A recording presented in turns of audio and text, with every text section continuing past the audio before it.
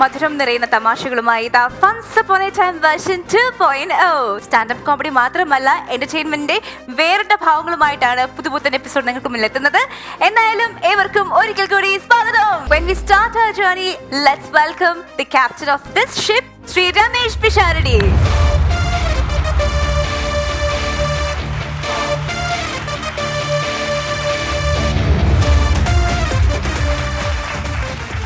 Once upon a time എന്ന പരിപാടിയുടെ മറ്റൊരു പുതിയ അധ്യായം ഇവിടെ ആരംഭിക്കുമ്പോൾ വലിയ സന്തോഷമുണ്ട്. കാരണം തമാശ എപ്പോഴും പറയുന്നവരും അല്ലെങ്കിൽ തമാശ പ്രകടിപ്പിക്കുന്നവരും എല്ലാം ആഗ്രഹിക്കുന്ന ഒരു കാര്യം എതിരെ നിൽക്കുന്നവർ എൻ്റെ തമാശ കേട്ട് നല്ലോണം ഒന്ന് ചിരിക്കണം എന്നുള്ളതാണ്. എതിരെ നിൽക്കുന്നവർ ചിരിച്ചില്ലെങ്കിൽ എത്ര നല്ല തമാശയാണെങ്കിലും അത് വർക്കൗട്ട് ആയിട്ടില്ലെന്ന് അത് കണ്ടു നിൽക്കുന്നവനും തോന്നും. വേറെ ഭാഷക്കാർ തമ്മിൽ തമാശ പറയുകയാണെങ്കിലും ഒരാൾ ചിരിക്കുന്ന കണ്ടില്ലെങ്കിൽ നമുക്കറിയാം പറഞ്ഞ തമാശ ഏറ്റിട്ടില്ല എന്നുള്ളത്. അതുകൊണ്ട് തന്നെ എല്ലായ്പ്പോഴും ഉറക്കെ ചിരിക്കുന്ന എക്സ്പ്രസീവ് ആയിട്ടുള്ള ആൾക്കാരോട് എനിക്ക് പ്രത്യേകിച്ച് ഒരു കൂടുതൽ താല്പര്യമുണ്ട്. സാധാരണത്തിനേക്കാൾ അങ്ങനെ താല്പര്യമില്ലേ? അങ്ങനെ ഒരാളെ കുറിച്ചാണ് ഞാൻ ഇനി പറയാൻ പോകുന്നത്. കാരണം നമ്മുടെ പരിചയത്തിൽ സിനിമയിലൊക്കെ ഉള്ള പല പെൺകുട്ടികളായിട്ടുള്ള ആളുകൾ അവര് സിനിമയിൽ എത്തുമ്പം നമ്മൾ കാണും, അപ്പം ഒരു സ്വഭാവമാണ്. കുറച്ച് കഴിഞ്ഞ് ഇവർ ചിലപ്പം വേറെ ഭാഷയിലും കുറെ സിനിമയിലൊക്കെ ഹീറോയിൻസ് ആയി കഴിഞ്ഞ് നമ്മൾ കാണുമ്പോൾ വേറെ സ്വഭാവമായിരിക്കും. അത് കഴിഞ്ഞിട്ട് ഇവർ വിവാഹം കഴിക്കും. വിവാഹം കഴിച്ച് കഴിഞ്ഞിട്ട് നമ്മൾ എവിടെയെങ്കിലും ഒരു ഫംഗ്ഷന് ഹസ്ബൻഡ് കൂടെ കാണുമ്പോൾ വീണ്ടും വേറൊരു സ്വഭാവം. ഞാൻ പറഞ്ഞ സ്വഭാവം എന്ന് പറഞ്ഞാൽ കാലികമായ ചെറിയ ചെറിയ മാറ്റങ്ങൾ കാണും. പക്ഷെ കണ്ട കാലം മുതൽ ഉറക്കെ വർത്തമാനം പറയുന്ന, ഉറക്കെ ചിരിക്കുന്ന, എല്ലാവരോടും സ്നേഹത്തോടെയും ഒരുപോലെയും പെരുമാറുന്ന ഒരുപാട് മികച്ച കഥാപാത്രങ്ങൾ മലയാള സിനിമയ്ക്ക് സംഭാവന ചെയ്തിട്ടുള്ള മലയാളത്തിന്റെ ഒരു പ്രിയപ്പെട്ട നായികയാണ് ഇന്ന് ഈ ചിരി യാത്രയിൽ നമ്മളോടൊപ്പം പങ്കുചേരാൻ വേണ്ടി എത്തുന്നത്. ഏറെ സ്നേഹത്തോടെ ബഹുമാനത്തോടു കൂടി പ്രിയപ്പെട്ട മിയയെ വേദിയിലേക്ക് സ്വാഗതം ചെയ്യുന്നു. സ്വാഗതം മിയ.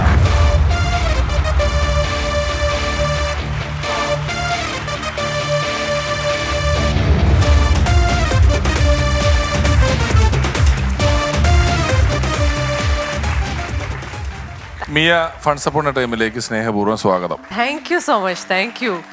ഷാരടി ചേട്ടൻ പറഞ്ഞ ആ ഒരു എനിക്ക് പറഞ്ഞ ഇൻട്രോ ഉണ്ടല്ലോ, എനിക്ക് ഭയങ്കര ഇഷ്ടമായി. എനിക്ക് വളരെ ഇഷ്ടമായോണ്ടാണ് ഞാൻ പറഞ്ഞത്. നമുക്ക് എല്ലാവർക്കും പറയാനുള്ള കാര്യം തന്നെയാണ്. എന്റെ പേഴ്സണൽ ഫേവറേറ്റ് ആയിട്ടുള്ള ഒരു ആർട്ടിസ്റ്റ് ആണ്. അതിലുപരി എനിക്ക് ഭയങ്കര ഇഷ്ടമുള്ള ഒരു പേഴ്സണാലിറ്റി ഉള്ള ഒരാളാണ്.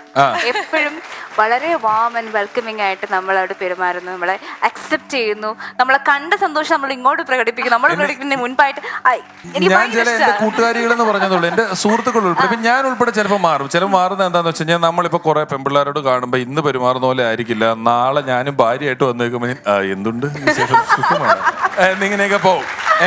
അപ്പൊ എനിക്ക് വലിയ വലിയ അവാർഡ് നൈറ്റിന്റെ ഒക്കെ സ്റ്റേജിന്റെ ബാക്കിൽ പോയി നിന്ന് കഴിഞ്ഞാല് എനിക്ക് മിണ്ടാൻ താല്പര്യം. മിയ എവിടെ ഉണ്ടോ ഞാൻ പോയി മിണ്ടും. എന്താന്ന് വെച്ചാൽ അവാർഡ് നൈറ്റ് ഒക്കെ നടക്കുമ്പം ഒരു 50,000 വാട്ട്സ് സൗണ്ട് അവിടെ ഓണാക്കി വെച്ചിട്ടുണ്ടാവും. അപ്പൊ നമുക്ക് എപ്പോ വന്നോ ഇങ്ങനെ മിണ്ടണം, വലിയ റിസ്ക് എടുത്ത് മിണ്ടണം. അപ്പൊ അടുത്തേക്കുന്നവര് ഞങ്ങളിപ്പോ വന്നേ ഉള്ളൂ എന്നൊക്കെ പറഞ്ഞ് എനിക്കിത് കേൾക്കത്തില്ല. പക്ഷെ മിയ ആണെങ്കിൽ എന്താന്ന് വെച്ചാൽ 60,000 വാട്ട്സ് സൗണ്ടില് ഇപ്പൊ വന്നേ ഉള്ളൂ എന്ന് പറയുമ്പം ഓഡിയൻസിന്റെ പുറകിലിരിക്കുന്നവൻ അതാരാ സ്റ്റേജിന്റെ ബാക്കിൽ മിണ്ടിയത് എന്ന് ചോദിക്കുന്ന ലെവലിൽ മിണ്ടുകയും ചിരിക്കുകയും ചെയ്യുന്ന ഒരാളാണ് അല്ലേ? നമ്മൾ ഇങ്ങനെ ഇഷ്ടപ്പെടുന്ന ഒരു പേഴ്സണാലിറ്റി ഉള്ള അധികം ആൾക്കാരും ഇല്ലെന്നാണ് ഞാൻ വിശ്വസിക്കുന്നത്, പ്രത്യേകിച്ച് നമ്മുടെ ഇൻഡസ്ട്രിയിൽ. അല്ലേ? എനിക്ക് അങ്ങനെ ഉറക്കം മിണ്ടിയില്ലെങ്കിൽ എന്തോ ഒരു എനർജി കുറവ് പോലെ എനിക്ക് തോന്നുന്നേ. ഇങ്ങനെ ഉറക്കം സംസാരിക്കുന്നത് എന്റെ പണ്ട് പോലെ ഉള്ളൊരു നേച്ചറാണ്. അപ്പൊ ഇങ്ങനെ എന്താ പറയാ, സിങ് സൗണ്ട് ഒക്കെ ഉള്ളപ്പോ നമ്മൾ പയ്യൊക്കെ വർത്താനം പറയണമെന്നൊക്കെ പറയുമ്പോൾ എനിക്ക് എന്തോ ഒരു എന്റെ എനർജി കുറഞ്ഞതാണോ, എനിക്ക് എന്തോ ഒരു അങ്ങനെ വർത്താനം പറയുമ്പോൾ ഒരു സുഖമില്ല, ഒരു രസമില്ല. അപ്പൊ അത് കാരണം എനിക്ക് ഇങ്ങനെ മിണ്ടിയില്ലെങ്കിൽ സുഖമില്ല. ലോകത്ത് ഇതുവരെ മിയ എന്തെങ്കിലും പറഞ്ഞിട്ട് ആർക്കെങ്കിലും എന്ന് ചോദിക്കേണ്ടി വന്നിട്ടില്ല, അങ്ങനെ ചോദിക്കേണ്ടി വന്നിട്ടില്ല. വിവാഹശേഷം എന്തൊക്കെയുണ്ട് പുതിയ വിശേഷങ്ങളും കാര്യങ്ങളൊക്കെ പറ. പുതിയ ഒരു വലിയ വിശേഷം നടന്നു, എനിക്കൊരു കൊച്ചുണ്ടായി. ഏറ്റവും വലിയ വിശേഷം. സാധാരണ ഇതിൽ വിശേഷം വല്ലതും ഉണ്ടോന്ന് ചോദിച്ചാൽ ഗർഭം ഉണ്ടായി എന്ന് പറയുന്നവരെ ഞാൻ കേട്ടിട്ടുണ്ട്. അതാണല്ലോ പൊതുവെ സിനിമയിലൊക്കെ വിശേഷം വല്ല. ഇത് വിശേഷം വല്ലതും ഉണ്ടോ? കൊച്ചുണ്ടായി ഫുൾ അതാ പറഞ്ഞു കുറെ മുന്നിലോട്ടാ. എന്നിട്ട് പേരെന്താ ഇട്ടത്? കുഞ്ഞിന്റെ പേര് ലൂക്ക എന്നാണ്. ലൂക്ക എന്നാണ് പേര്. സുഖമായിട്ടിരിക്കുന്നു. ലൂക്ക എന്താ വികൃതിയാണോ പരിപാടിയാണോ അങ്ങനെയൊക്കെ? ഇതുവരെ വലിയ ഒരു ട്രബിൾ തന്ന ഒരു കുഞ്ഞല്ല കേട്ടോ. അത്യാവശ്യം എന്റെ സ്വഭാവമാണെന്നൊക്കെ തോന്നുന്നു. ഒരു ഇച്ചിരി സൗമ്യ ഒരു സ്വഭാവമൊക്കെ ഉണ്ട് ലൂക്കായ്ക്ക്. ഈ ലൂക്ക എന്നുള്ള പേരാരാ ഇട്ടുകൊടുത്തത്?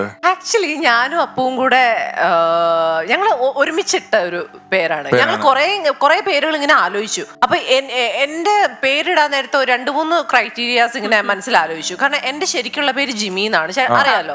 ഈ ജിമി എന്നുള്ള പേര് എല്ലാരും തെറ്റിക്കുന്ന കാരണമാണ് മിയ എന്നാക്കിയത്. അപ്പൊ അങ്ങനത്തെ ഒരു കൺഫ്യൂഷൻ വരുന്ന ഒരു തെറ്റിക്കുന്ന ഒരു പേരാവരുത് എന്നുള്ളത് ഒന്നാമത്തെ ഒരു കാര്യം. പിന്നെ കുറച്ചൊരു യുണീക്ക് ആയിട്ടുള്ളൊരു പേരായിരിക്കണം. ഇപ്പോ എന്താ പറയാ, അരുണേന്ന് വിളിച്ചു കഴിഞ്ഞാൽ ഒരു കുറെ പേരുണ്ട്. മനോജും സന്തോഷവും അപ്പൊ എന്ത് ചെയ്യും? സന്തോഷം എന്നൊക്കെ വിളിച്ച 200 പേര് തിരിഞ്ഞു നോക്കുന്നത്. അതെ, അതുപോലെ ഒത്തിരി ഉള്ള ഒരു പേരാവണ്ട, കുറച്ച് യുണീക്ക് ആയിട്ടുള്ള ഒരു പേരാവണം. പിന്നെ സ്പെല്ലിംഗ് ഒക്കെ അങ്ങനെ അധികം തെറ്റിപ്പോരുത്. അങ്ങനെയൊക്കെയുള്ള ഒരു 2-3 കാര്യങ്ങൾ ആലോചിച്ചു. ഏറ്റവും പ്രാഥമികമായിട്ട് ചിന്തിക്കേണ്ടത്, പെൺപിള്ളേരുടെ പേരിടുവാണെങ്കിൽ എ എന്നുള്ള അക്ഷരത്തിൽ തീരാത്ത പേരിടണം. ഇംഗ്ലീഷ് എഴുതുമ്പോ എ എന്നുള്ള അക്ഷരത്തിൽ തീരുന്നതാണ് 85% പെൺപിള്ളേരുടെ പേര്. ഡയാന, മിയ, കാവ്യ, നവ്യ, റോമ, ശാരദ, ഷീല, ഭാമ. എടുത്തോ, ഇനി അങ്ങോട്ട് എടുത്തോ, എവിടം തൊട്ട് എടുക്കണം. അപ്പം അവിടെ ആ ലാസ്റ്റ് എ മാറ്റിയത് അവർ പെൺപിള്ളേരെല്ലാം പരസ്പരം പറഞ്ഞു നോക്കി. ഒരുപാട് പേർക്ക് കിട്ടിയില്ലേ? എയിൽ തീരുന്ന പേരുള്ളവരൊന്ന് കൈപൊക്കിക്കേ നിങ്ങളുടെ കൂട്ടത്തില്. തീർന്നില്ലേ? മെജോറിറ്റി കഴിഞ്ഞു, 2 പേരെ കണ്ട് ബാക്കിയുള്ളൂ. തീർന്നു, അത്രേ ഉള്ളൂ. അതാ പറഞ്ഞത്. അങ്ങനെ കുറച്ച് പരിപാടികളൊക്കെ ആമ്പിള്ളേർക്ക് കഴിഞ്ഞ 15 വർഷമായിട്ട് മലയാളത്തിൽ എഴുതുമ്പോ ചന്ദ്രകലയിൽ തീരുന്ന പേരുകളാ. കുറച്ച് അങ്ങനെയൊക്കെയാണോ? പുതിയ പിള്ളേർക്ക്. അതിനു മുമ്പ് രമേഷ്, സുനീഷ്, ജുനീഷ്, ബിനീഷ്, ഷാ, ചന്ദ്രകല അറ്റത്ത് എങ്ങനെ വന്നാലും ഈ പ്രശ്നമുണ്ട്. അപ്പൊ അത് മാറ്റിയിട്ട് വേണം തീരുമാനിക്കാം. പക്ഷെ ലൂക്ക വളരെ നന്നായിരിക്കും. അതെ, ലൂക്കയുടെ OTT റൈറ്റ്സ് ഒക്കെ പോവും. എല്ലാവന് 5-ൽ 4 സ്റ്റാറും കിട്ടിക്കഴിഞ്ഞു പേരിലൂടെ തന്നെ, കേട്ടോ. നമ്മുടെ പ്രോഗ്രാം കാണാറുണ്ടോ? പിന്നെ കാണാറുണ്ട്. ഞാൻ കുറെ എപ്പിസോഡ്സ് കണ്ടിട്ടുള്ളതാണ്. കാരണം ഇത് ശരിക്കും ഫൺ നമുക്ക് കിട്ടുന്ന ഒരു പ്രോഗ്രാം. ഞാൻ ബുദ്ധിപരമായിട്ടൊരു പരിപാടി ചെയ്ത് ലോക്ക്ഡൌൺ ആയിട്ട് എല്ലാരും വീട്ടിലിരിക്കുമ്പോഴേ തുടങ്ങിയ, വേറെ വഴിയില്ല ആളുകൾക്ക്. അങ്ങനെയാണ് എന്റെ വീട്ടില് ഞാനും മമ്മിയും എന്റെ ഹസ്ബൻഡും ഒരുമിച്ചിരുന്ന് ഞങ്ങള് എപ്പിസോഡ്സ് കണ്ടിട്ടുള്ളതാണ്. ശരിക്കും എനിക്ക് ഇഷ്ടമുള്ള ഒരു പ്രോഗ്രാമാണ്. എന്നൊരു കാര്യം ചെയ്യുന്ന ഇവിടെ നമുക്ക് നേരിട്ട് കാണാം. ഡയാനയുടെ കാര്യം, ഡയാന ഞങ്ങള് ആദ്യമേ കാണുന്നത് ഒരു ഇവന്റിനാണ് കണ്ടത്. അപ്പൊ നല്ല ചുറുചുറുക്കോടെ നിന്ന് കാര്യങ്ങളൊക്കെ സംസാരിക്കുന്നു, നല്ല മിടുക്കിയായിട്ട് കാര്യങ്ങളൊക്കെ പ്രസന്റ് ചെയ്യുന്നു. അപ്പൊ ഞാൻ ഇങ്ങനെ സൈഡിൽ നിന്നിട്ട്, അപ്പൊ ആദ്യം ഇങ്ങനെ വെൽക്കം പരിപാടികളൊക്കെ ഇങ്ങനെ പറയുമല്ലോ. അപ്പൊ ഇങ്ങനെ പറഞ്ഞോണ്ടിരിക്കുമ്പോ ഞാൻ ഡയാനെ വായി നോക്കുമായിരുന്നു. ഞാൻ എത്ര എപ്പിസോഡായിന്നറിയുമോ? അപ്പൊ ഡയാന നല്ല വേഷമൊക്കെ ഇട്ട് നല്ല സുന്ദരിയായിട്ടിരിക്കുകയാണ്. അപ്പൊ ഞാനിങ്ങനെ ആലോചിക്കുകയാണ്, നല്ല മിടുക്കി കുട്ടി, നല്ല ഭംഗിയുണ്ട് കാണാൻ, നല്ല മിടുക്കിയായിട്ട് സംസാരിക്കുന്നു, കാര്യങ്ങളൊക്കെ പ്രസന്റ് ചെയ്യുന്നു. ഈ കൊച്ചിനെ എന്തായാലും സിനിമയെ വിളിക്കാത്തതെന്നൊക്കെ ഞാൻ ഇങ്ങനെ മനസ്സിൽ വിചാരിച്ചു. വേറെ എന്തൊരു പ്രോഗ്രാമിനും നമ്മൾ 2-3 പ്രോഗ്രാംസ് കണ്ടു. അപ്പോഴൊക്കെ ഞാൻ ഓർത്ത്, ഇങ്ങനെ പ്രോഗ്രാംസ് ഒക്കെ കുറെ ചെയ്യുന്നുണ്ടല്ലോ. അപ്പം അങ്ങനെ വിചാരിച്ചു. അത് കഴിഞ്ഞിട്ടാണ് യുവം എന്ന് പറയുന്ന ഒരു പടം വന്നപ്പോൾ എനിക്ക് ആക്ച്വലി സന്തോഷമായി. നല്ലൊരാളെ ഒരു നല്ല ഹീറോയിനായിട്ട് ചെയ്യാൻ വന്നു. അത് കഴിഞ്ഞ് നമ്മൾ പല പ്രാവശ്യം കണ്ടു. ഈ പറഞ്ഞ പോലെ എനിക്ക് വളരെ ഇഷ്ടം തോന്നി. എനിക്ക് ഭയങ്കര സന്തോഷം എന്ന് പറഞ്ഞ കാര്യം എന്താണെന്ന് വെച്ചാല്, ഞാൻ ഒരുപാട് ഇവന്റ്സ് ചെയ്തിട്ടുണ്ട്. ഇതേപോലെ തന്നെ ഒരുപാട് ആക്ട്രസസ്മാരുടെ കൂടെ ഞാൻ ഇങ്ങനെ വർക്ക് ചെയ്തിട്ടുണ്ട്. പക്ഷെ എന്നെ രണ്ടാമതൊരു ഇവന്റിന് വെച്ച് കണ്ടിട്ട് വന്ന് ചിരിച്ച് സംസാരിച്ച് വീണ്ടും കാണുമ്പോൾ വീണ്ടും നമ്മളോട് വന്ന് അത്രയും, അതെന്നെ സംബന്ധിച്ച് എനിക്ക് വലിയ കാര്യമാണ്. സീരിയസ്ലി അല്ല. ഞാൻ കുറെ നാളുകൾക്ക് മുമ്പ് ഷാർജയിൽ ഒരു പരിപാടി, അന്ന് രജനി ഹരിദാസ് ആണ് അത് അവതരിപ്പിക്കുന്നത്. 7 മണിക്കൂറുണ്ട് ഈ ഷോ. 7 മണിക്കൂർ ദൈർഘ്യമാണ്.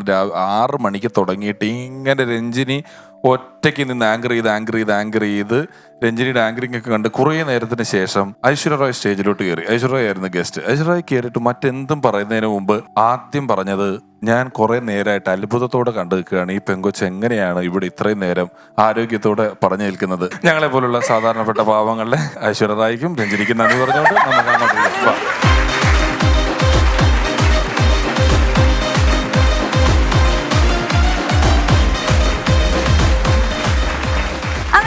നമ്മുടെ സ്റ്റാൻഡപ്പ് പെർഫോമൻസിലേക്ക് കടക്കുകയാണ്. We have standup comedian Jithu Muvattupuzha.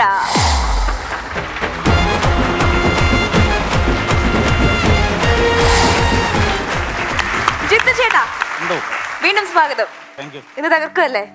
Jithu ചേട്ടന് വേണ്ടപ്പെട്ട അതിഥിയാണ് അല്ലെ, നമുക്ക് എല്ലാവർക്കും വേണ്ടപ്പെട്ട ജിത്തു. ഞങ്ങൾ വലിയ ആകാംക്ഷയോടെ കാത്തിരിക്കുകയാണ്. പൊളിക്കാൻ പോവല്ലേ? പോയിരിക്കണം. ഓക്കെ. ഹലോ, ഹായ്, നമസ്കാരം. എൻ്റെ പേര് ജിത്തു എന്നാണ്. ഞാനൊരു മേക്കപ്പ് ആർട്ടിസ്റ്റാണ്. മേക്കപ്പും കലാപരമായ പരിപാടികളുമായിട്ട് ബന്ധപ്പെട്ട കഥകളാണ് ഞാൻ ഇവിടെ പറയാൻ പോകുന്നത്. അപ്പോൾ എൻ്റെ കഥയിലേക്ക് വരാം. പണ്ടൊക്കെ നമുക്ക് ഈ ഓണാഘോഷ പരിപാടികളുണ്ട്. നാട്ടിലൊക്കെ ഓണാഘോഷ മേളകളുണ്ടാവും. അപ്പോൾ ഈ ഓണാഘോഷ മേളയിൽ പ്രച്ഛന്നവേഷ ഘോഷയാത്ര എന്ന് പറഞ്ഞൊരു പരിപാടി ഉണ്ടല്ലോ. കുട്ടികളൊക്കെ വേഷം കിട്ടിയിട്ട് ഇങ്ങനെ ഘോഷയാത്രയായിട്ട് റോഡിൽ കൂടി പോകും. അപ്പം നമ്മുടെ നാട്ടിലൊരു ഓണാഘോഷത്തിന് പ്രച്ഛന്നവേഷ ഘോഷയാത്ര നടക്കുക. അപ്പോൾ ഈ ഘോഷയാത്ര ഇങ്ങനെ പോയിട്ട് ഇത് അവസാനിക്കുന്നത് സ്റ്റേജിലാണ്. അപ്പോൾ സ്റ്റേജിൻ്റെ ഫ്രണ്ടിലാണ് ഈ ജഡ്ജസ് ഒക്കെ ഇരിക്കുന്നത്. അപ്പോൾ നമ്മുടെ ഒരു സുഹൃത്തുണ്ട്, പുള്ളി മൈക്ക് കിട്ടിക്കഴിഞ്ഞാൽ പിന്നെ വിടൂല. മൈക്ക് കിട്ടിക്കഴിഞ്ഞാൽ പിന്നെ ഇങ്ങനെ ഓരോ കാര്യങ്ങൾ വിളിച്ച് പറഞ്ഞ് അങ്ങനെ ഒരു അനൗൺസ്മെൻറ്റ് പുള്ളിക്ക് ഭയങ്കര വീക്ക്നെസ്സാണ്. അപ്പോൾ പുള്ളി ഈ സ്റ്റേജിലേക്ക് അവസാനം ഓരോ വേഷങ്ങൾ വരുമ്പോൾ അതിനൊക്കെ ഒരു ചെറിയ നരേഷൻ കൊടുക്കും. അതായത് ഇപ്പോൾ ശ്രീകൃഷ്ണനാണ് വരുന്നതെങ്കിൽ അതാ ശ്രീകൃഷ്ണൻ കടന്നു വരുന്നു, ഗോപികമാരോടൊത്ത് ആടിപ്പാടി ശ്രീകൃഷ്ണൻ വരികയാണ്, ശ്രീകൃഷ്ണൻ എന്താണ് പറയുന്നത് നോക്കാം. അപ്പോൾ ശ്രീകൃഷ്ണൻ വന്നിട്ട് സംഭവാമി യുഗേ യുഗേ, അങ്ങനെ അത് പോകും. അടുത്തതായി വരുന്നത് ഒരു കുഷ്ഠരോഗിയാണ്, ഒരു പാവപ്പെട്ട കുഷ്ഠരോഗി അതാ കടന്നു വരുന്നു, കുഷ്ഠരോഗിക്ക് എന്താണ് ഉള്ളതെന്ന് നോക്കാം. അപ്പോൾ ഇയാൾ വന്നിട്ട് തലയ്ക്കുമീതേ ശൂന്യാകാശം, അങ്ങനെ ഒരു പാട്ട് പാടി അയാളും പോകും. അപ്പോൾ എല്ലാത്തിനും ഇയാൾ ഇങ്ങനെ ഒരു വിവരണം കൊടുത്തുകൊണ്ടിരിക്കും. അപ്പോൾ എൻ്റെ ഒരു സുഹൃത്ത് അന്ന് വേഷം കെട്ടിയിരിക്കുന്നത് വെച്ച് കഴിഞ്ഞാൽ ഭീഷ്മരുടെ വേഷം കെട്ടിയിരിക്കുന്നത്. പുള്ളി വെളുത്ത ഒരു സാരിയൊക്കെ സെറ്റ് ചെയ്ത് ഒരു ഉത്തരീ എടുത്തു, പിന്നെ ഈ വെള്ള കടലാസ് കൊട്ടിച്ചൊരു പടച്ചട്ട ഉണ്ടാക്കി, ഒരു അമ്പും വില്ലും വെളുത്ത ഇത് കളറിലുണ്ടാക്കി, ഒരു ആവനാഴി ഉണ്ടാക്കി, പിന്നെ പഞ്ഞി വെച്ചിട്ട് താടി, പഞ്ഞി വെച്ചിട്ട് മുടി, അങ്ങനെ ഇവൻ ഈ ഘോഷയാത്ര കഴിഞ്ഞ് സ്റ്റേജിലേക്ക് കയറി വരിക. ഇപ്പോൾ അനൗൺസ് ചെയ്യുന്നവന് ഈ വേഷം കൃത്യമായിട്ട് എന്താണെന്ന് മനസ്സിലായില്ല. പുള്ളി ആദ്യം ഓർത്ത് വല്ല ക്രിസ്മസ് ഫാദറാണോ.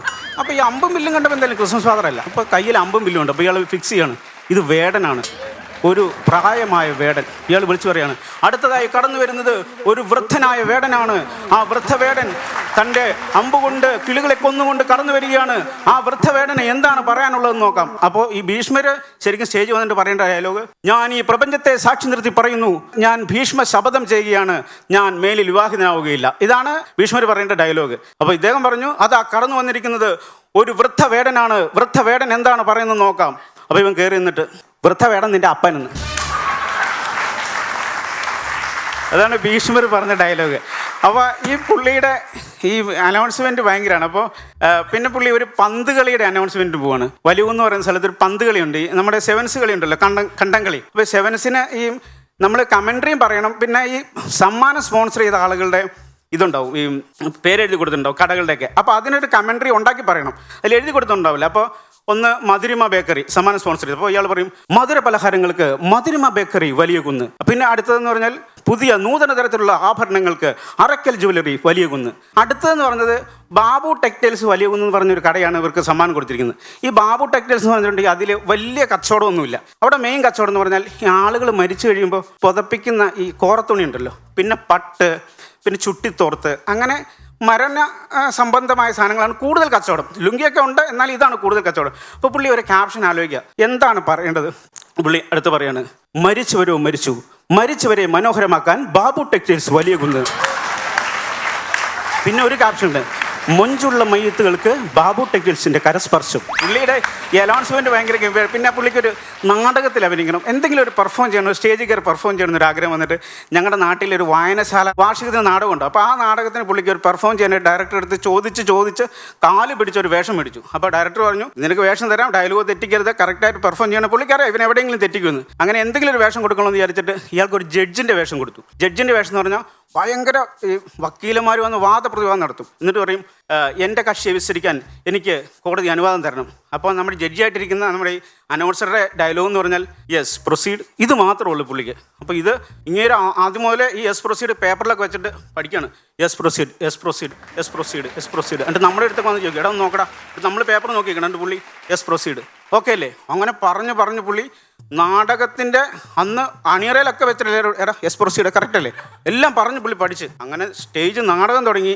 ഈ വക്കീൽ വാദിച്ച് വരികയാണ്, എനിക്ക് എൻ്റെ സാക്ഷി വിസ്തരിക്കാൻ കോടതി അനുവാദം തരണം. അപ്പോൾ കറക്റ്റ് പുള്ളി ആൾക്കാരെ എല്ലാം കണ്ടപ്പോൾ യെസ് പ്രൊസീഡ് മറന്നു. ഇത് പ്രൊസീഡ് പറയാണ്ട് പുള്ളിക്ക് പിന്നെ ഈ നാടകം വക്കീലിന് മുന്നോട്ട് കൊണ്ടുപോകാനും പാടില്ല. വീണ്ടും പുള്ളി അനുവാദം തരണം. അപ്പോൾ വീണ്ടും പുള്ളി ഇങ്ങനെ ഇരിക്കുക, സാക്ഷി വിസ്തരിക്കാൻ അനുവാദം തരണം കോടതി. പുള്ളിക്ക് മനസ്സിലായി കയ്യിൽ നിന്ന് പോയെന്ന്. പുള്ളി പെട്ടെന്ന്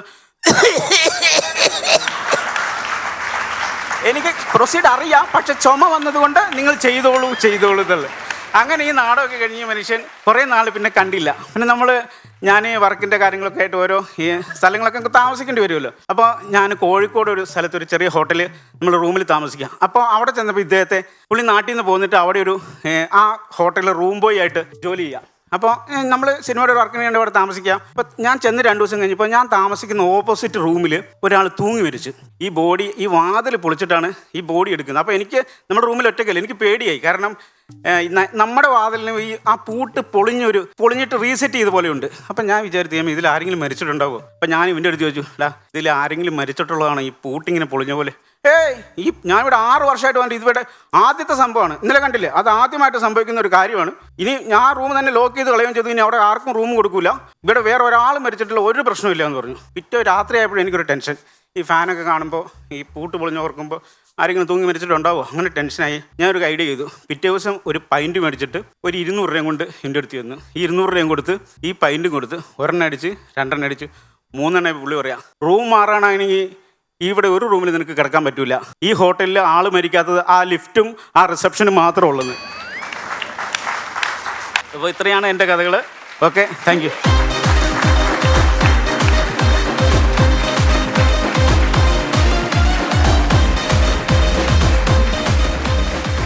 എന്റെ ജിത്തു ചേട്ടാ തകർത്തു, അടിപൊളി. Thank you. എന്റെ ചിരി കഴിഞ്ഞിട്ടില്ല. അടിപൊളിയായിരുന്നു ജിത്തു ചേട്ടാ, അടിപൊളിയായിരുന്നു. എല്ലാം വളരെ രസമായിട്ട് പറഞ്ഞു. എല്ലാത്തിന്റെയും ആ ഒരു ക്യാപ്ഷൻസും കാര്യങ്ങളും ഒക്കെ. എന്തായിരുന്നു ആ ഡയലോഗ്? മരിച്ചവരെ മനോഹരമാക്കാൻ ബാബു ടെക്സ്റ്റൈൽസ് വലിയ കുന്ന്. അടിപൊളി. പിന്നെ ഇഷ്ടമായത് മറ്റേ വേടൻ നിന്റെ വൃദ്ധവേടൻ നിന്റെ അപ്പനെന്ന്. എല്ലാ രസമായിട്ടുണ്ടായിരുന്നു കേട്ടോ. അടിപൊളി. ജിത്തു സൂപ്പർ ആയിരുന്നു. ജിത്തുവിന് ഒന്നാമത് ജിത്തുവിന്റെ മേഖലയല്ല ഇത്. ജിത്തു വേറൊരു മേഖലയിൽ വന്ന് ശോഭിച്ചുകൊണ്ടിരിക്കുക എന്നുള്ളതാണ് അത്ഭുതം പറയുന്ന കാര്യം. നമ്മുടെ മേഖലയെ ശോഭിക്കുക എന്ന് പറയുന്നത് വേറെ കാര്യം.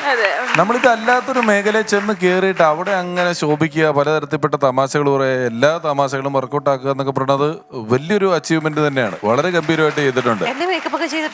ആണോ? പിന്നെ ലക്കി. എങ്ങനെയുണ്ട് മിയനെ മേക്കപ്പ് ചെയ്തിട്ട്? അങ്ങനെ നല്ല ആളാന്നോ? നല്ല ആളാണ്. അല്ല, മേക്കപ്പ് ചെയ്യാൻ എളുപ്പമാണോ മിയനെ? മേക്കപ്പ് ചെയ്യാൻ എളുപ്പമാണ്. ആണ്. ഏത് പടത്തിന്? അധികം പണിയില്ല.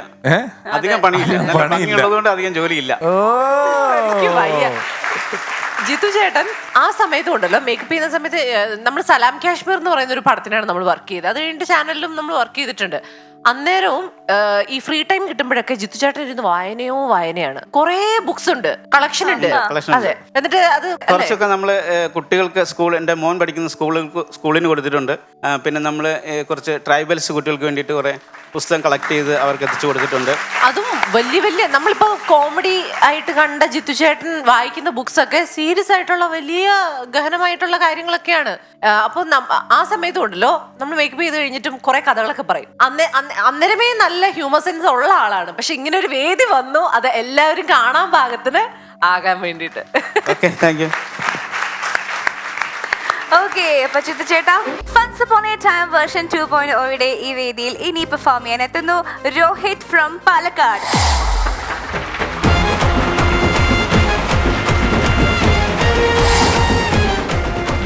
രോഹിത്, സുഖമല്ലേ? സുഖമായിരിക്കുന്നു. രമേശ് ചേട്ടാ ഹായ്, ചേച്ചി ഹായ്. നമസ്കാരം. രോഹിതേ, എന്റെ വലിയൊരു ആഗ്രഹമാണ് എനിക്കൊരു കടുക്കനിടണം ചെവി തുളച്ചിട്ടെന്നുള്ളത്. പക്ഷെ എനിക്ക് ചെവി തുളയ്ക്കാൻ പേടിയാ. ഞാൻ തുളച്ചു തരാം ചേട്ടാ. അടുത്തൊരു ഫാൻസി ഷോപ്പ് ഉണ്ട്, മറ്റേ സാധനം ഉണ്ട്, ഗണ്ണുണ്ട് കയ്യില്, വളരെ എളുപ്പത്തിൽ തുളയ്ക്കാം. വേദന എടുക്കൂല്ലേ? വേദനയൊന്നുമില്ല, ഒരു ഉറുമ്പ് കടിക്കുന്ന വേദന അത്രേ ഉണ്ടാവുള്ളൂ. ഉറപ്പ്? അത്രേ ഉള്ളൂ.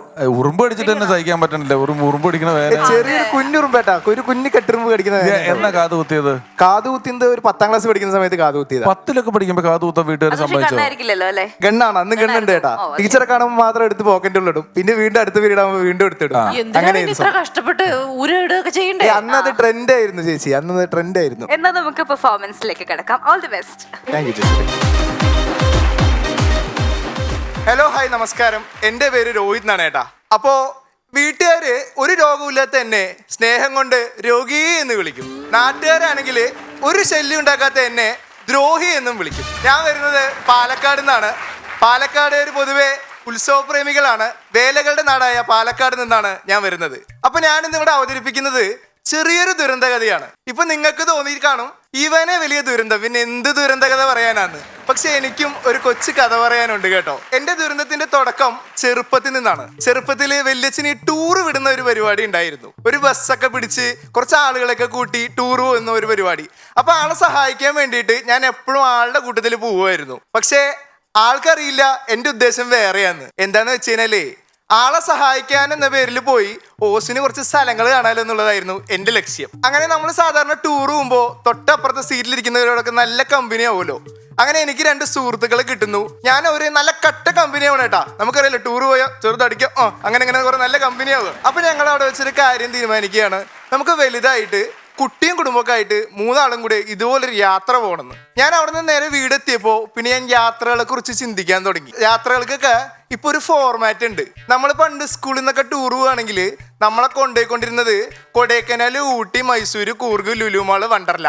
നിങ്ങളെല്ലാവരും ഈ ഒരു സ്ഥലത്തേക്ക് സ്കൂളിൽ നിന്ന് ടൂർ പോയിട്ടുള്ളവരായിരിക്കും. അഥവാ നമ്മൾ ഫാമിലി ആയിട്ടൊക്കെ ഒരു ടൂർ പോവുകയാണെങ്കിൽ നമ്മളെ കൊണ്ടുപോയിക്കൊണ്ടിരുന്നത് ഗുരുവായൂർ, പഴനി, ചോറ്റാനിക്കര, പത്മനാഭപുരം സ്വാമി ക്ഷേത്രം, കൊടുങ്ങല്ലൂർ എന്നീ സ്ഥലങ്ങളിലേക്കാണ്.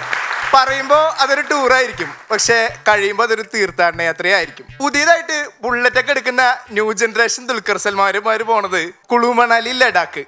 ഇനി അഥവാ സൈക്കിള് മാത്രമുള്ള ചെക്കൻ പോണത് കാശ്മീർ ട്രിപ്പ്. ഇനി ബുള്ളറ്റും സൈക്കിളും ഇല്ലാത്ത പിള്ളേര് ട്രെയിനും പിടിച്ചു പോകുന്നത് ഗോവയ്ക്ക്. അപ്പോ ഫാമിലി ആയിട്ട് പോകാൻ പറ്റിയ നല്ല സ്പോട്ട് ഏതാണെന്ന് ചിന്തിച്ചുകൊണ്ടിരിക്കുന്ന സമയത്താണ് ഒരു ഞായറാഴ്ച മലമ്പുഴ ഡാം തുറക്കുന്നുണ്ടെന്നൊരു വാർത്ത കണ്ടത്. നമ്മൾ മലയാളികൾക്ക് ഒരു പ്രത്യേകതയുണ്ട്. നമ്മുടെ അടുത്തുള്ള സ്ഥലങ്ങൾ കാണാൻ ഒരു താല്പര്യം കാണില്ല. അവന്റെ വീട്ടിന്റെ തൊട്ടപ്പുറത്തെ തൊടി കാണാത്തവനായിരിക്കും. അവൻ നേരെ പോകുന്നത് ഡൽഹിക്കും ബാംഗ്ലൂർക്കുവാ. അപ്പോ എന്തായാലും ഇനി മലമ്പുഴ കണ്ടിട്ട് ഞാൻ കണ്ടിട്ട് 10-15 കൊല്ലായി. അപ്പൊ എന്തായാലും മലമ്പുഴ ഡാം തുറക്കല്ലേ, കാണാലോ എന്ന് പറഞ്ഞ് കൂട്ടുകാരെയും വിളിച്ചോണ്ട് പോയി. കയറി ചെന്ന വഴിക്ക് ഒരു പെൺകുട്ടി എന്റെ അടുത്ത് വന്നിട്ടേ, എടാ നിനക്ക് എന്നെ ഓർമ്മയില്ലേ? കാണാൻ ഈ നടുക്കിരിക്കുന്ന കുട്ടിയെ പോലെ ഉണ്ടാവും ചേട്ടാ. പെൺകുട്ടി നല്ല ഭംഗിയുള്ള കുട്ടിയാ. എടാ നിനക്ക് എന്നെ ഓർമ്മയില്ലേ? ഞാൻ നിന്റെ ആളുടെ കൂടെ പഠിച്ചതാ. നിന്റെ ആൾക്കൊക്കെ സുഖല്ലേ? അവളെ കൂട്ടിയില്ലേന്ന്. ഒരു തേപ്പും കഴിഞ്ഞ് LKG ഒരു തേപ്പും കഴിഞ്ഞിരിക്കുന്ന എന്റെ അടുത്താണ് അവളുടെ ചോദ്യം, നിന്റെ ആളെ കൂട്ടിയില്ലേ? പിന്നെ ഞാൻ ഒരു കാര്യം ആലോചിച്ചു, ഇവളെ വളച്ചാലോ? കാണാൻ കൊള്ളാവുന്നൊരു പെൺകുട്ടിയാണേ. കാരണം എനിക്ക് പെട്ടെന്ന് കല്യാണം കഴിക്കണം. കല്യാണം കഴിച്ചാലേട്ടാ ഇവരുടെ കൂടെ ടൂർ പോകാൻ പറ്റുള്ളൂ. അപ്പൊ ഞാൻ എങ്ങനെ അവളെ വളയ്ക്കാന്ന് ഞാൻ പിന്നെ ചിന്തിച്ചു തുടങ്ങി. ഞാൻ കല്യാണത്തെ കുറിച്ച് ആലോചിച്ചു തുടങ്ങി. പണ്ടൊക്കെ കല്യാണങ്ങൾക്ക് തിളങ്ങിയിരുന്നത് ബ്രോക്കർമാരായിരുന്നു. ഇപ്പൊ അതൊക്കെ മാറി മാട്രിമോണിയൽ സൈറ്റുകളായി. 1000 രൂപ കൊടുത്ത് രജിസ്റ്റർ ചെയ്ത ഇഷ്ടം പോലെ പെൺകുട്ടികളുടെ ആലോചന നമ്മളേക്ക് വരും. പക്ഷെ അതിലൊന്നും നടക്കാൻ പോണില്ല.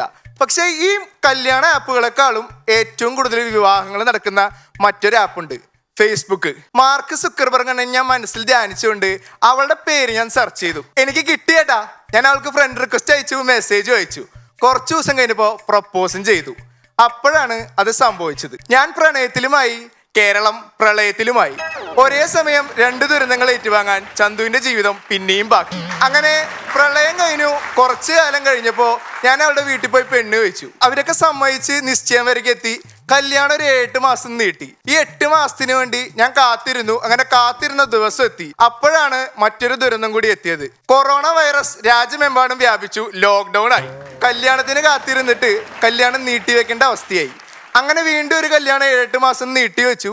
ആ ഡേറ്റ് എത്തിയപ്പോഴേക്കും കൊറോണ സീസൺ 2 എത്തി. ഇനി കാത്തിരുന്നിട്ട് കാര്യമില്ലെന്ന് പറഞ്ഞ് കല്യാണം കഴിച്ചു.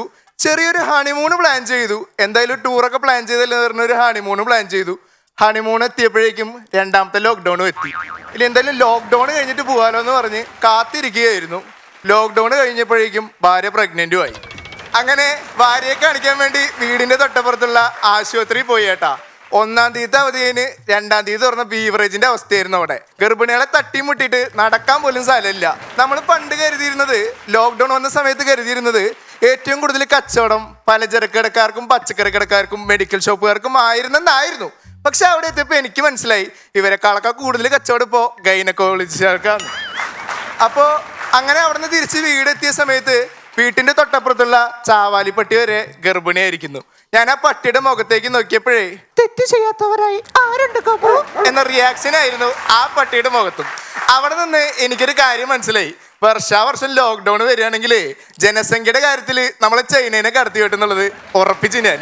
അങ്ങനെ വീട്ടിലെത്തിയപ്പോൾ എൻ്റെ പ്രിയ സുഹൃത്ത് സുഭാഷ് എന്നെ കാത്തിരിക്കുന്നു. ഇനി അവൻ മാത്രമേ കല്യാണം കഴിക്കാനുള്ളൂ.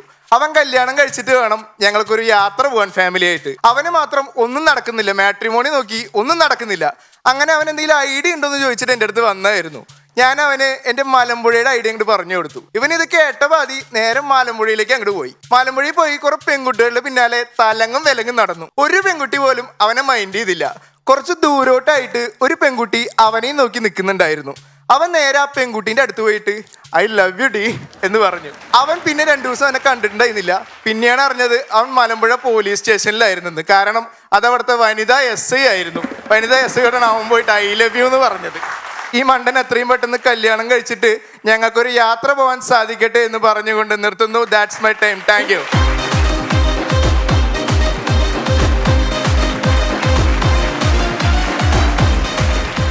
രോഹിത് നന്നായിരുന്നു. നമുക്ക് അവരോട് ചോദിക്കാം. മിയ, ഫസ്റ്റ് ടൈം ആണോ ഇവിടെ ഈ ഫ്ലോറില്? അതെ, ആദ്യമായിട്ടാണ് സ്റ്റാൻഡപ്പ് കോമഡി ആദ്യമായിട്ടാണ് ചെയ്യുന്നത്.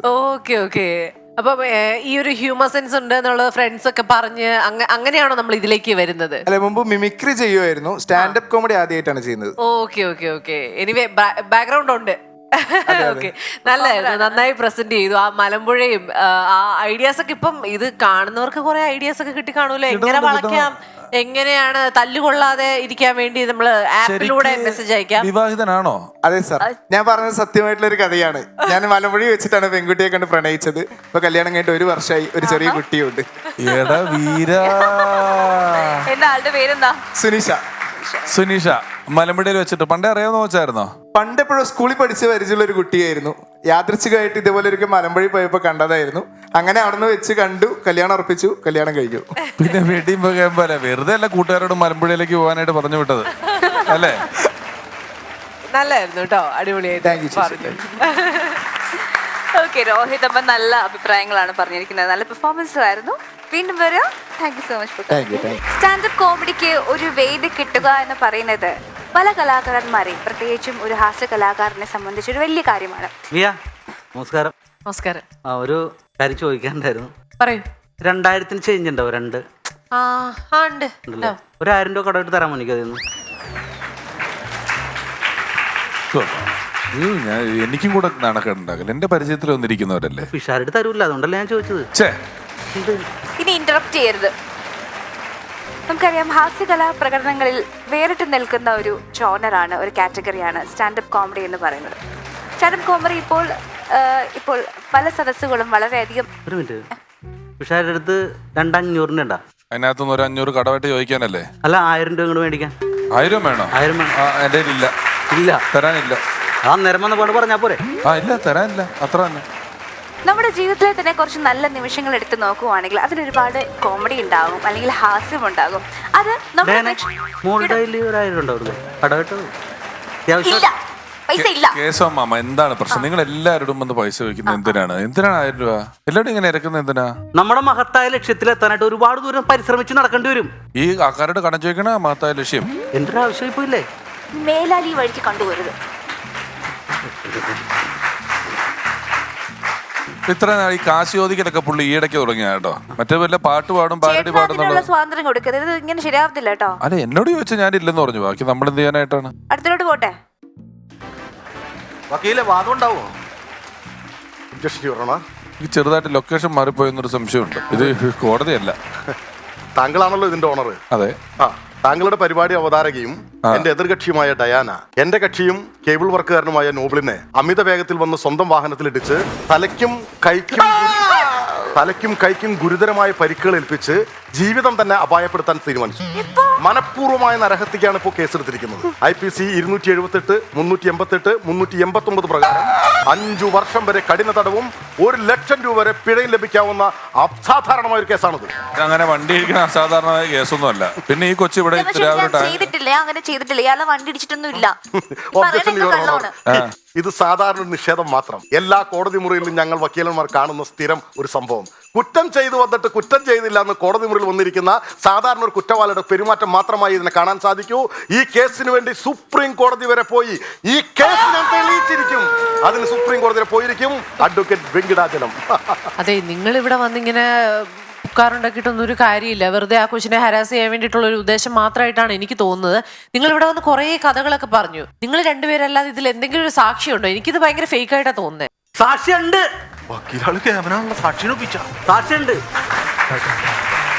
സാക്ഷിയുണ്ട്. കോടതി മുമ്പാകെ സാക്ഷി വന്നിരിക്കുകയാണ്. കേശവമാമനാ? ഇല്ല, ഞാൻ പറയുന്നത് ഡയാന വരുന്നതിനേക്കാളും മുമ്പ് ഇവിടെ വന്ന് ഈ ഫ്ലോറിൽ നിൽക്കുന്ന ആളായിരുന്നു കേശവമാമൻ. വീട്ടിൽ പുള്ളി എങ്ങനെ സാക്ഷിയാവുന്നത്? അല്ലല്ല, ഞാൻ അതിനു മുമ്പേ ഞാൻ ഈ സംഭവങ്ങളൊക്കെ ഞാൻ ദൃക്സാക്ഷിയാണ് അവിടെ. ഞാൻ അവിടെ ഒരു കടയിൽ ചായ കുടിച്ച് നിൽക്കുമ്പോഴാണ് ഈ സംഭവം. മോളുടെ കാർ എനിക്ക് അറിഞ്ഞൂടെ, മോളുടെ കാറ്. ആ കാറ് വന്നിട്ട് ഈ പയ്യനൊന്നും അറിയാത്ത പെയിന്റ് അടിച്ചുകൊണ്ട് വന്ന പയ്യനെ അവിടെ ഇട്ട് ഇടിച്ച് താഴ്ത്തിട്ട് ഞാറക്കൊക്കിന് വെടി കൊണ്ടുപോയിട്ട് അവനൊരു മൂലക്കത്ത് ഇങ്ങനെ പിടിച്ചിട്ട് ഞാൻ കണ്ട്. ഞാനിവിടെ ഉണ്ടായില്ലേ, ഞാനിവിടെ സമയത്തിട്ടാ അവനെ ഹോസ്പിറ്റലിൽ കൊണ്ടുപോയി. ചേട്ടാ എപ്പോ കണ്ടുന്നാണ്? എന്നോട് 1000 രൂപ ചോദിച്ചപ്പോ നിനക്ക് എന്തായിരുന്നു? ഈ കുട്ടിയാണ് അടിച്ചത്, ഈ കുട്ടിയാണ് അടിച്ചത്. ഏത് പാതിരാക്കി ഏത് കോടതിയിലും ഞാൻ സാക്ഷി പറയും. യെസ് യുവർ ഓണർ, എന്റെ സാക്ഷി വളരെ കൃത്യമായി കോടതി മുമ്പാകെ ഈ കേസിനെ കുറിച്ച് ദൃക്സാക്ഷി വിവരം നൽകിയിരിക്കുകയാണ്. ഒറ്റ കാര്യം നിങ്ങൾ മനസ്സിലാക്കിയത്, ഒരു നിസ്സാര കേസല്ല. IPC 278 പ്രകാരം ഈ കുട്ടിയുടെ ലൈസൻസ് വരെ ക്യാൻസൽ ആക്കാനുള്ള അധികാരമുള്ള കേസാണിത്. നടക്കില്ല. അതെന്തേ നടക്കില്ല എന്ന്? ഒരു ചാനലിൽ ഒരു പരിപാടി അവതരിപ്പിക്കുന്ന അഹങ്കാരം കൊണ്ട് പറയാ നടക്കില്ല നടക്കില്ല എന്ന്.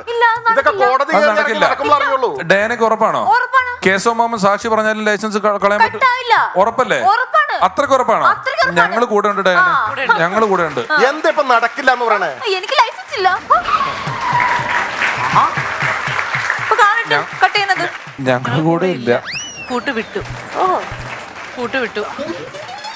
ഒന്നും നോക്കണ്ട, പൈസ കാര്യത്തിലേക്ക് കിടന്നു. Yes your honour. ശരി, കോടതി പോയി കഴിഞ്ഞാൽ ഇതൊരു 5 ലക്ഷം രൂപയെങ്കിലും നിങ്ങൾ കെട്ടിവെക്കേണ്ടി വരും. അയ്യോ ചേട്ടാ ഇതിപ്പോ ഇത്രയും ചെറിയ പരിക്കൊക്കെ അല്ലേ ഉള്ളൂ. നമുക്ക് ആ ഒരു ഇതിലേക്ക് പോണോ? നമുക്ക് ഇവിടെ ഒന്ന് പറഞ്ഞ് തീർക്കാവുന്നല്ലേ ഉള്ളൂ. അല്ല മേഡം, ഞങ്ങൾക്ക് നിങ്ങളെ ആരെയും കോടതി കയറ്റുന്ന ആഗ്രഹമില്ല. പിന്നെന്താ, അത് നമുക്ക് ഒരു ഔട്ട് ഓഫ് ദ കോർട്ട് ചെറിയ സെറ്റിൽമെന്റ് നമ്മുടെ ചിന്തിച്ചു. കക്ഷിക്ക് മാന്യമായ ഒരു നഷ്ടപരിഹാരം നിങ്ങൾ കൊടുത്താൽ മതി. നിങ്ങൾ പറ, എന്താന്ന് പറ. കൂടുതൽ അങ്ങോട്ടും ഇങ്ങോട്ടും വാദം തർക്കൊന്നും വേണ്ട. 1 ലക്ഷം രൂപ കൊടുക്കുകയാണെങ്കിൽ നമുക്ക് ഈ കേസ് കൂടെ അവസാനിപ്പിക്കാം. ചേട്ടാ 1 ലക്ഷമൊക്കെ. മാഡം, ഞാനിപ്പോ 5 ലക്ഷത്തിന് 4 ലക്ഷത്തിന് കുറച്ച് കളഞ്ഞിട്ട് 1 ലക്ഷം കൊണ്ടുവന്നു. ഇവിടെ കിടന്ന് നിങ്ങളെ പോലെ വലിയ ഇല്ല, ഒരു കാര്യം ചെയ്യാം. അത് ഔട്ട് ഓഫ് ദ കോർട്ട് സെറ്റിൽ ചെയ്യാൻ നല്ലത്. മിയൊക്കെ പറഞ്ഞു, എല്ലാരും കൂടെ പറഞ്ഞു, നമ്മൾ ഇതൊരു 1 ലക്ഷം രൂപയ്ക്ക് സെറ്റിൽ ചെയ്യാം. മതി. അതാണ് ഞങ്ങൾ തമ്മിലുള്ള കോൺട്രാക്ട്. കോൺട്രാക്ടോ? ആ കോൺട്രാക്ട് ഞങ്ങൾ വക്കീൽമാർ അങ്ങനെയുള്ള. അപ്പൊ പറഞ്ഞ പോലെ 1 ലക്ഷം രൂപ അവിടെ നിന്ന് കിട്ടും. കേസ് സെറ്റിൽമെന്റ് ചെയ്ത വക്കീൽ എന്ന നിലയ്ക്ക് എനിക്ക് 40,000 രൂപ, സത്യസന്ധമായി സാക്ഷി പറഞ്ഞ കേശവമാവന് 40,000 രൂപ, ഇതിലെ യഥാർത്ഥത്തിൽ അവകാശിയായ ഇദ്ദേഹത്തിന് 20,000 രൂപ. അങ്ങനെയാണ് നമ്മുടെ കോൺട്രാക്ട് എന്ന് പറഞ്ഞത്. നിങ്ങൾ തമ്മിൽ അങ്ങനത്തെ കോൺട്രാക്ട് ഒക്കെ വെച്ചിട്ടാണോ വന്നത്? അത് പിന്നെ അങ്ങനെയുള്ള പുറത്ത് സെറ്റിൽമെന്റ് ആകുമ്പോൾ കോൺട്രാക്ട് ഉണ്ട്. ഒരു കേസും ഇല്ലാത്തവനെ വിളിച്ചോണ്ടൊന്ന് കാശുണ്ടാക്കുന്ന പരിപാടിയാ വക്കീൽ. അത് ശരി, അതൊക്കെ നിങ്ങൾ തമ്മിൽ എന്തോ ആയിക്കോട്ടെ. ഡയാനയ്ക്ക് 1 ലക്ഷം രൂപ ഞാൻ കൊടുക്കും. നാളെ വക്കീൽ ഓഫീസിൽ എത്തിച്ചാൽ മതി. ഉറപ്പാണോ 1 ലക്ഷം കൊടുക്കുന്ന? 1 ലക്ഷം കൊടുക്കുന്ന ഉറപ്പാണോ? ഉറപ്പാണ്. നിങ്ങളൊന്ന് വന്നേ ഈ വന്ന് ചോദിക്കട്ടെ. ഇപ്പൊ അതെ, രമേശയുടെ 1 ലക്ഷം രൂപ വരും. അതിൽ 40,000 രൂപ ഇങ്ങേര് എടുക്കും. ഒരു പണിയും ചെയ്യാതെ ഈ 40,000 രൂപ ഇങ്ങേര് കൊണ്ടുപോകും. നിങ്ങൾക്ക് വേറെ 20,000 കിട്ടുന്നുള്ളൂ. 25 തരാം നിങ്ങൾക്ക്. എനിക്ക് 25 തരും. 25 തരും. ഞാൻ ഓക്കെ. നമുക്ക് കേസ് ഞങ്ങളോക്കല്ലോ. എനിക്കെന്താ? നിങ്ങളൊക്കെ അല്ലെങ്കിൽ എനിക്കെന്താ? എനിക്ക് 25,000 രൂപ തരുമല്ലേ? ഞങ്ങൾക്കൊന്നുമില്ല. ഞാൻ 25,000 ഓക്കെ. സെറ്റിൽ. സെറ്റിൽ. ഈ വക മരപ്പൊട്ടന്റെ കൂടെ ഒക്കെ കേസിൽ ഞാൻ പോട്ടെ. ഡയാനയ്ക്ക് വേണ്ടി ആവുമ്പം ഒരു 25,000 രൂപ ഞാൻ സന്തോഷത്തോടു കൂടി തരും. അല്ല, 1 ലക്ഷം ചേട്ടൻ തരാന്നല്ലേ പറഞ്ഞത്? അതെ, പക്ഷെ പുള്ളി 25-ന് സമ്മതിച്ചല്ലോ. ബാക്കി 75 എനിക്ക് തന്നൂടെ? Upon a Time version 2.0 നമ്മുടെ അടുത്ത സെഗ്മെന്റ് ദി എക്സലൻസ് അവാർഡ്. ഈ സെഗ്മെന്റിൽ നമ്മുടെ അതിഥിയായെത്തുന്ന താരം അഭിനയത്തിലും ഹാസ്യത്തിലും തന്റെ പ്രതിഭ തെളിയിച്ച ഹാസ്യ കലാകാരൻ ശ്രീ സുമേഷ് ചന്ദ്രൻ. സ്നേഹപൂർവ്വം ഈ വേദിയിലേക്ക് അദ്ദേഹത്തെ സ്വാഗതം ചെയ്യാം.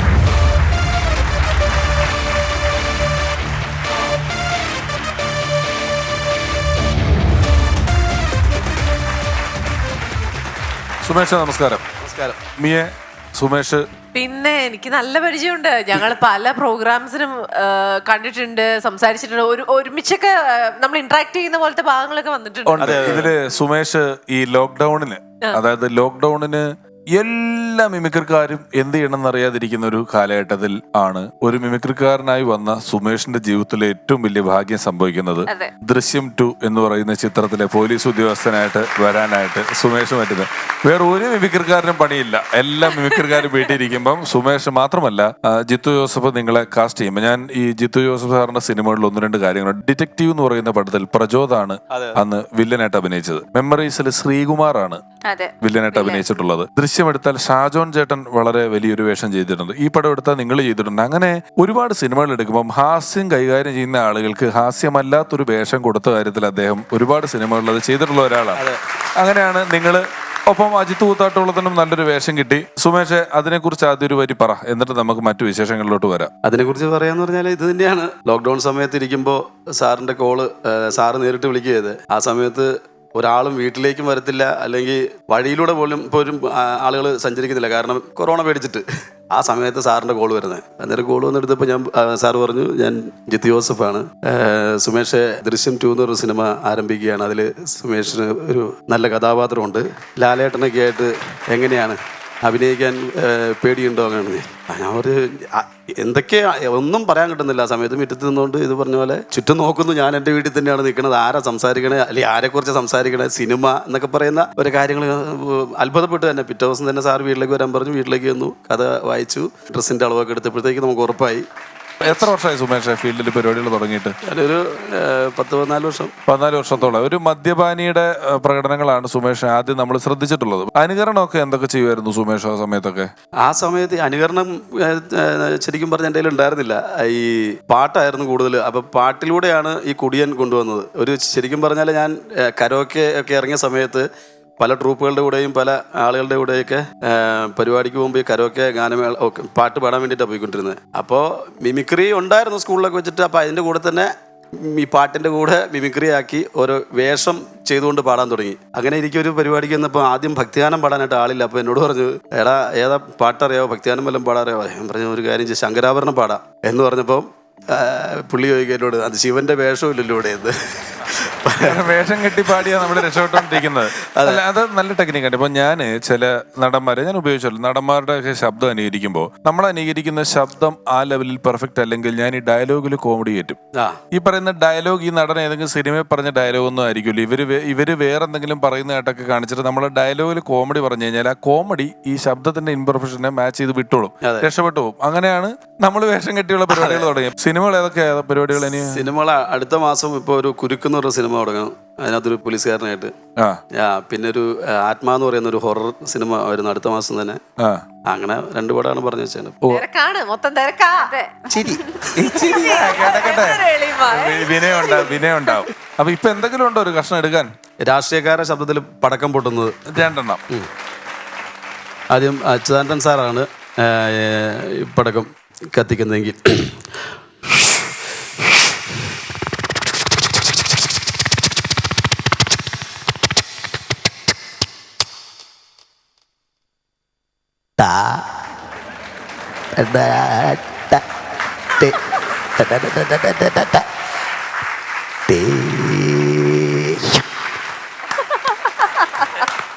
അത് നമ്മുടെ ആന്റണി സാറാണെങ്കിൽ കുറച്ച്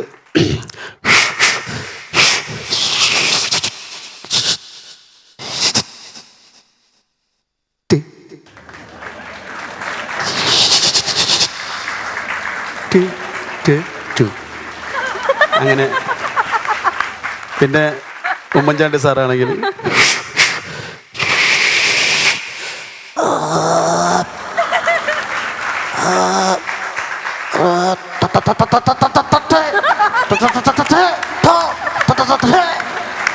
അങ്ങനെ പോവും. പിന്നെ വെള്ളാപ്പള്ളി നടേശൻ സാറാണെങ്കിൽ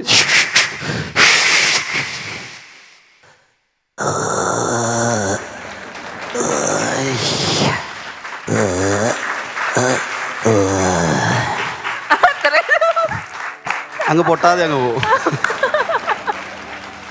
സുമേഷ്, ഇത് 3 വളരെ ഗംഭീര പ്രകടനമായിരുന്നു. ഒരുപാട് ചിരിച്ചു, സൂപ്പർ ആയിരുന്നു. പിന്നെ ഇപ്പം ലാലേട്ടന്റെ സിനിമയിലാണ് ഈ ലോക്ക്ഡൌൺ സമയത്ത് അത്രയും വലിയൊരു വേഷം ചെയ്തതും ഒക്കെ. അപ്പം എനിക്കറിയാം സുമേഷ് അങ്ങനെ കാര്യമായിട്ട് വേദികളിൽ ചെയ്യുന്നതൊക്കെ ഒരു കുടിയനായിട്ട് നിന്നൊക്കെ ചെയ്യുന്നതാണ്. അത് പെർഫെക്റ്റ് ആണോ ഇംപെർഫെക്റ്റ് ആണോ എന്നുള്ളതൊന്നും ഒരു വിഷയമല്ല. സുമേഷിന്റെ ഭാഗത്തുനിന്ന് ലാലേട്ടനുള്ളൊരു ട്രിബ്യൂട്ടായിട്ട് നമുക്ക് ആ ശബ്ദം കൂടെ അനുകരിച്ചിട്ട് പോവാം.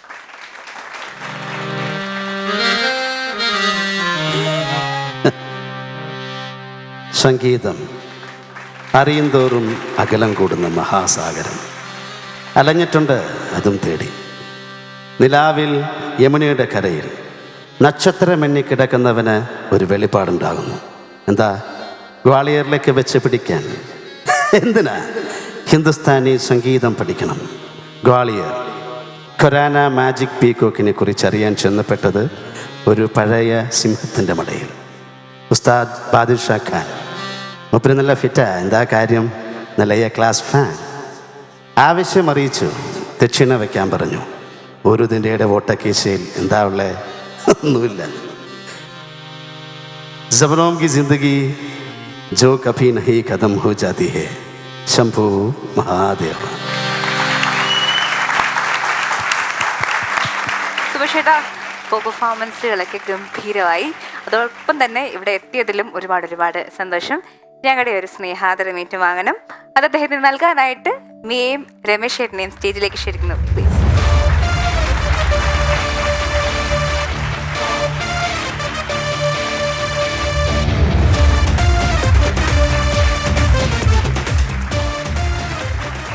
ശ്രീ സുമേഷ് ചന്ദ്രൻ, അദ്ദേഹത്തോട് സംസാരിക്കുന്നിടെ ഞാൻ ചോദിച്ചു എങ്ങനെയാണ് സിനിമയിലെത്തിയത്, എന്തെങ്കിലും പരിചയങ്ങൾ ഉണ്ടായിരുന്നോ? അപ്പൊ അദ്ദേഹം പറഞ്ഞു അങ്ങനെ പരിചയങ്ങളൊന്നും തന്നെയില്ല, ഒരു ദിവസം യാദൃശ്ചികമായി ഒരു ഫോൺ വരികയാണ് എന്ന് പറഞ്ഞു. ഈ ഫോൺ യാദൃശ്ചികമായാണ് വന്നത് എന്ന് നമ്മൾ വിചാരിക്കുമ്പോഴും സുമേഷ് എന്ന പ്രതിഭയുടെ പ്രകടനങ്ങൾ പല മാധ്യമങ്ങളിലൂടെ കണ്ടതിന്റെ ഫലമായിട്ടാണ് ആ കോള് വരുന്നത്. മറ്റൊരാളെ പോലും നോക്കാതെ ആ കഥാപാത്രം ഇന്നയാളെ ഏൽപ്പിച്ചാൽ അത് ഗംഭീരമാകുമെന്നുള്ള ഒരു സംവിധായകന് വിശ്വാസം കിട്ടത്തക്ക രീതിയിൽ അദ്ദേഹം മിനി സ്ക്രീനിലോ വേദികളിലോ ഒക്കെ ചെയ്യുന്ന പ്രകടനങ്ങൾ കണ്ടതുകൊണ്ടാണ് അത്തരത്തിലുള്ള ഒരു വിളി ഉണ്ടായത്.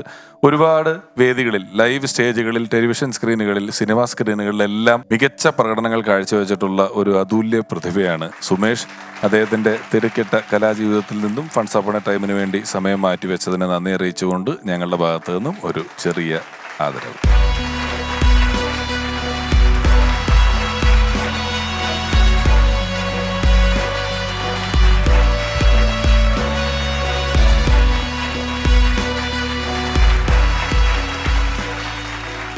പാലക്കാട് നിന്നും രോഹിത്തും ജിത്തു ചേട്ടനുമാണ് ഇന്ന് പെർഫോം ചെയ്തത്. ഇവരിൽ ആരാണ് ദി ബെസ്റ്റ് പെർഫോമർ നമുക്കറിയാം. അതിന് മുൻപായി രണ്ടുപേരെയും സ്റ്റേജിലേക്ക് സ്വാഗതം ചെയ്യുന്നു.